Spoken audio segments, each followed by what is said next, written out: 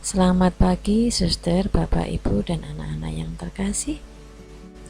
Hari ini, Selasa 12 Januari 2021, kita diajak bersama-sama merenungkan Injil Tuhan Markus 1 ayat 21b sampai dengan 28.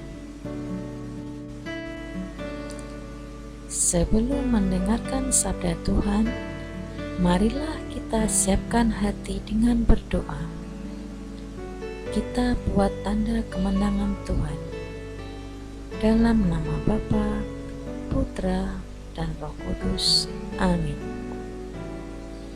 Allah Bapa kami di surga, Putramu Kau utus menjelma menjadi manusia dan mewartakan namanya kepada siapa saja yang bermaksud baik. Kami mohon, semoga kami Kau tandai dengan namanya dan Kau berkati dengan Roh-Mu, agar dapat bersujud menyembah Engkau dalam kebenaran pada setiap tingkah laku kami. Demi Yesus Kristus Putra-Mu, Tuhan dan pengantara kami. Amin. Pembacaan dari Markus 1 ayat 21b sampai dengan 28. Mereka tiba di Kapernaum. Setelah hari Sabat mulai, Yesus segera masuk ke dalam rumah ibadat dan mengajar. Mereka takjub mendengar pengajarannya, sebab Ia mengajar mereka sebagai orang yang berkuasa, tidak seperti ahli-ahli Taurat. Pada waktu itu, di dalam rumah ibadat itu ada seorang yang kerasukan roh jahat. Orang itu berteriak, "Apa urusanmu dengan kami, hai Yesus orang Nazaret? Engkau datang hendak membinasakan kami?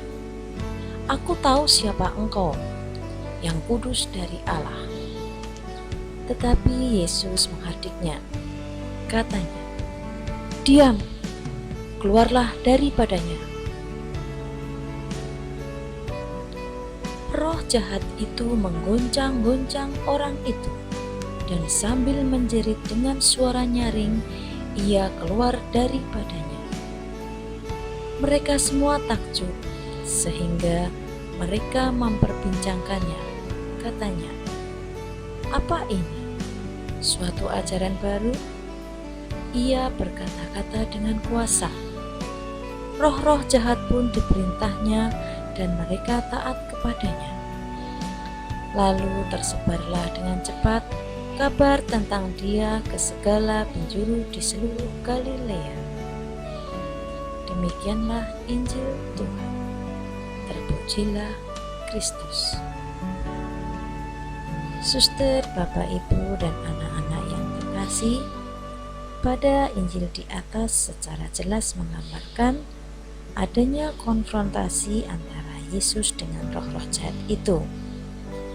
Jika kita percaya pada sosok pribadi Yesus dan karya-karyanya, eksistensi roh-roh itu tentu merupakan sebuah kebenaran iman. Dengan demikian, mempercayai adanya roh-roh jahat yang bisa menyesatkan manusia bisa mendorong kita untuk lebih mendalami nilai-nilai iman dan moral, sehingga kita senantiasa berada di jalan yang benar sesuai dengan kehendak Yesus. Pengusiran roh-roh di atas menggambarkan besarnya kuasa Yesus.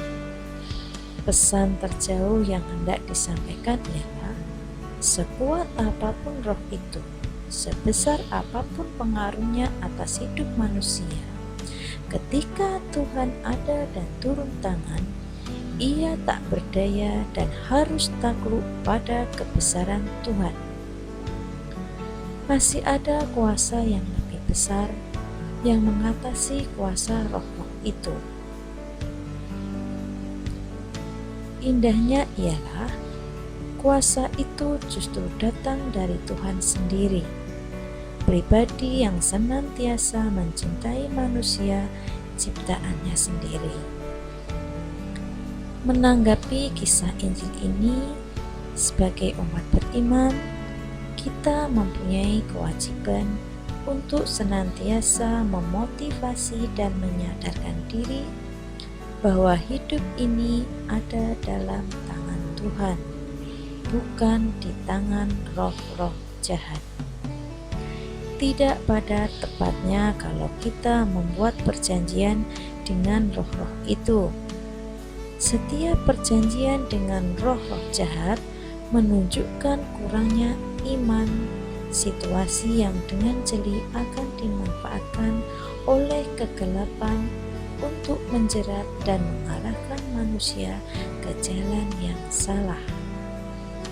Sadarilah selalu kuasa ilahi. Bangunlah iman yang kokoh atas dasar salib Kristus. Dalam tanda itu kita diselamatkan. Demikian saudara, Bapak, Ibu, dan anak-anak yang terkasih, renungan pada pagi hari ini. Marilah kita tutup renungan hari ini dengan berdoa. Ya Allah, aku percaya bahwa Yesus adalah penolong dan sahabatku. Aku tidak akan berpaling darinya. Semoga rahmat Roh Kudus menunjukkan kepadaku jalan mendekati Engkau. Meski hidup tidak selalu menyenangkan, tetapi mendewasakan aku sebagai anak-Mu. Amin.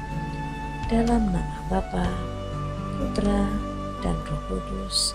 Amin.